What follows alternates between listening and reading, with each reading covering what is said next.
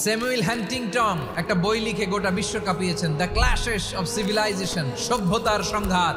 বিভিন্ন সভ্যতার উত্থান এই পৃথিবীতে ঘটেছে, আবার পতন হয়েছে। এই পৃথিবীতে এসেছে আর্য সভ্যতা, বৈদিক সভ্যতা, মেসোপটেমীয় সভ্যতা, মহেঞ্জোদারো সভ্যতা, সিন্ধু সভ্যতা, অনেক সভ্যতা। এখন চলতেছে পাশ্চাত্যের ডমিনেশন, তারা এখন সুপার পাওয়ার। স্যামুয়েল হ্যান্টিংটন বলে এক সভ্যতা, এক সুপার পাওয়ার বেশি দিন প্রভাব খাটাতে পারে না। এই পাশ্চাত্যের এই সভ্যতারও একদিন কবর রচিত হবে, এটাও একদিন নিচে নামতে বাধ্য হবে। এরপরে এমন এক সভ্যতা দাঁড়াবে যে সভ্যতার পতাকার মধ্যে থাকবে লেখা লা ইলাহা ইল্লাল্লাহ। ওই সভ্যতার পতন পৃথিবীর কেউ করতে পারবে না। চিল্লায় বলেন ঠিক কিনা? সেটাই হচ্ছে ইসলাম।